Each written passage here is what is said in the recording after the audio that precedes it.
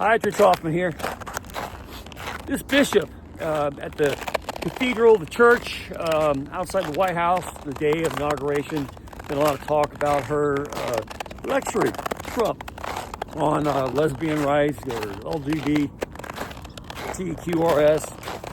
XYZ rights or whatever, all these wild leftist radical fantasies of desecration of the human race want to articulate and think from their position, felt that they had an opportunity to lecture him and his family on an inauguration day when it's really supposed to be a day of bringing people together, get behind the new president, and don't make it contentious if you don't need to. But her lecture at the church, which no one saw in lifetime, we saw the clips later because they recorded it within the church. She was really arrogant. Obviously, one of those purple hair types that are activists of same-sex marriage and that kind of thing. And you want to treat people fairly and nicely wherever they come from, but the radical left has put those types of people in positions of power. DEI policies, and they end up in our churches, they end up in our military, they end up in all our institutions, they end up in our schools. And then I guess they thought that people were going to be, okay, well, you're in a respected position and we're going to go along with it and accept these desecrations of our culture. And, people are a little bit broken and they have these different weird ideas about things. I don't think you throw them away. As people, you try to help them out and show them, whatever compassion you can. But that doesn't mean you change your whole culture to the desecrations of their intent. Because the left is filled with lots of broken, below-the-line people. And it's one thing to feel sorry for them and help them out and, give them a fair shake at life.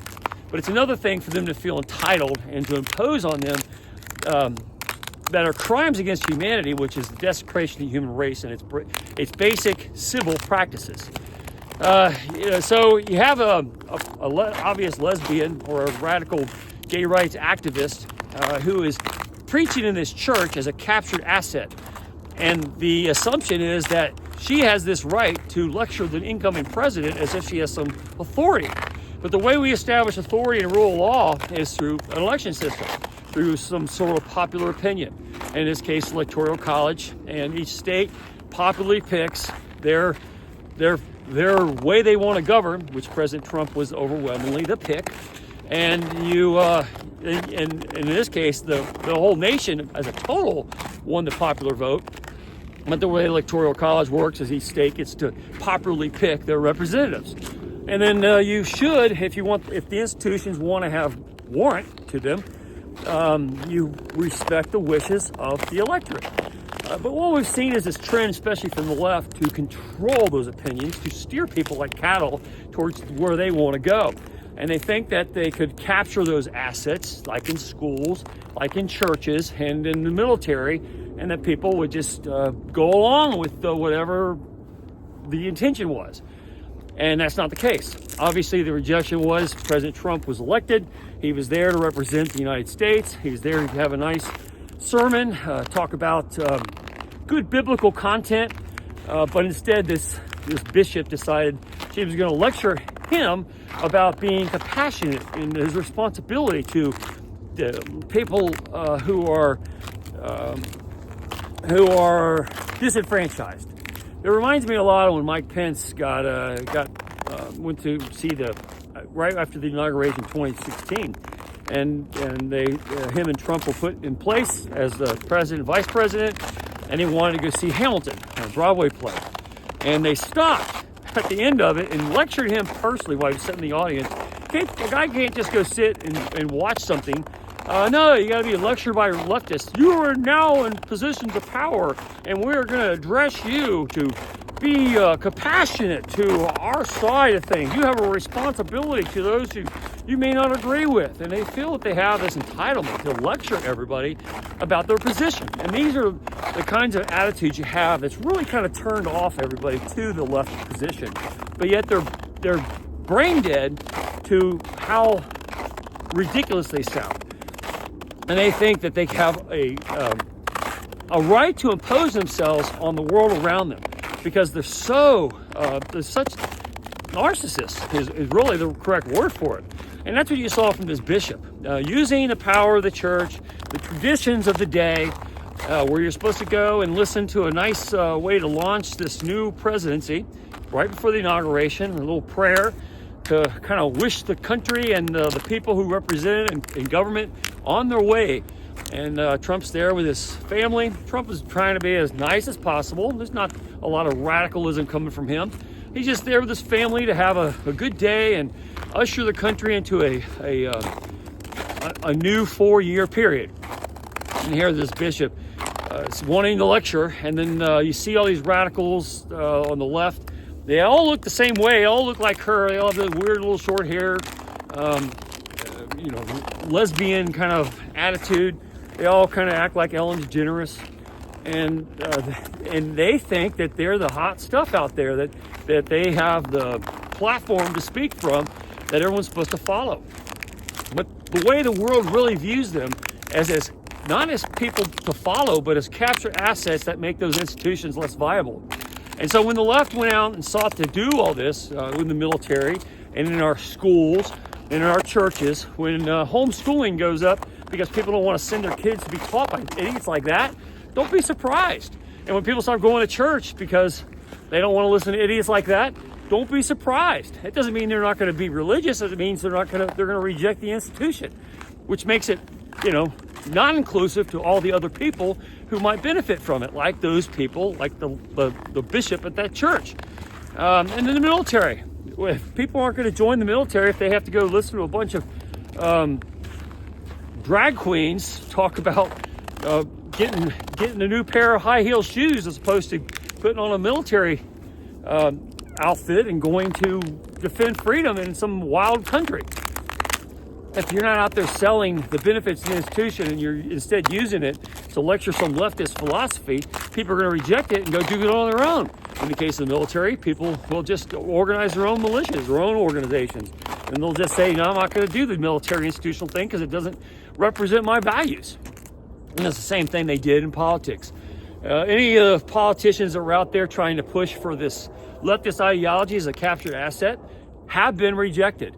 And President Trump represented that desire for people to have institutions or faith back in the institutions, and he promised to restore that, and that's what he's planning to do. Some lecture from some bishop in a church that's totally inappropriate isn't going to change his mind because he made a promise, and the political position of that bishop was rejected at the ballot box, and she did not respect it when she sat there and thought she's going to lecture somebody and say, even though you've been put in place to go do this job for these reasons for all those people out there, I'm telling you that you need to keep in mind LGBTQRFTUZ rights and all people who are broken toys that are looking to be part of society, and that we need to bring society down to the level of the broken toys so they don't feel bad about themselves.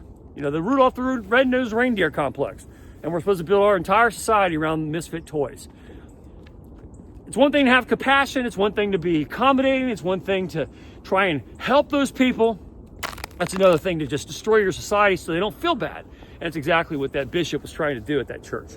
And it's one of the ways that the left has tried to sabotage all of our efforts at goodness in America, and why we say we need to make America great again, because America has not been great because of people like her. And then when it's people overwhelmingly picked a representative to go fix it, she felt she had to lecture the new president on his job and what he's supposed to be doing, and that he's supposed to accommodate people like her and her beliefs instead of the people that voted for him to be in power to begin with.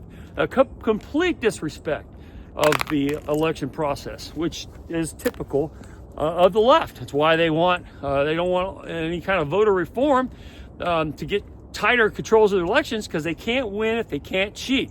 And they fully intend to cheat so they can impose on the world their stupid vision, just like they put this bishop in places to be able to give a prayer or a speech to a president on his big day.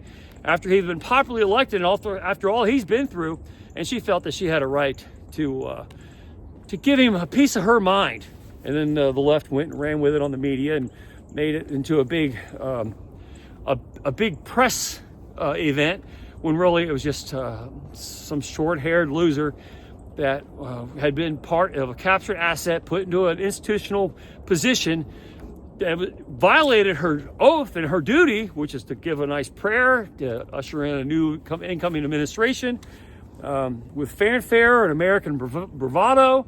Instead, she gave a lecture for disenfranchised positions to explain to the new president that exceptionalism and greatness are defined by bringing society down to the level of all the broken toys of the world, and that he had a moral obligation to fulfill that to the people who are less inclined to success than those prone to it, which is completely against why he was put in place to begin with. America doesn't want that. America can have compassion for people like her. You might open the door for her. You see her going to a restaurant and she drops her keys. You might stop and pick them up and give them to her, but you don't destroy her entire civilization so she feels at home.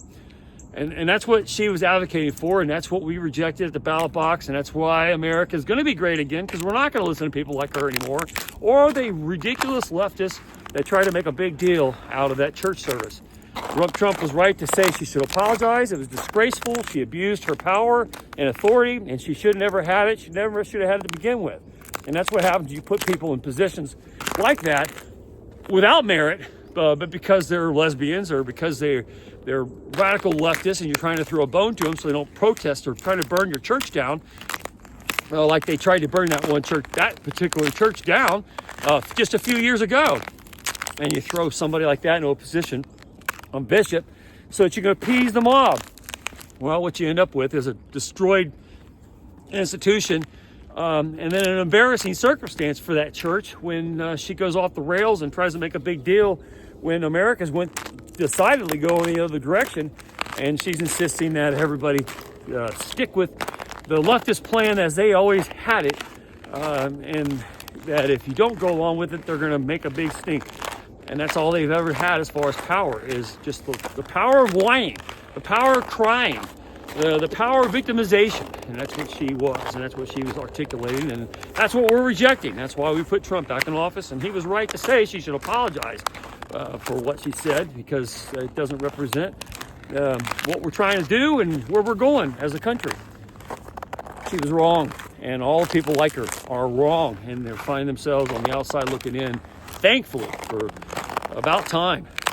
Anyway, it's Rich Hoffman here. Share, subscribe, make tomorrow a better day. If you haven't read my book, The Gunfighter's Guide to Business, I think you'll love it. And have a good day. See you later.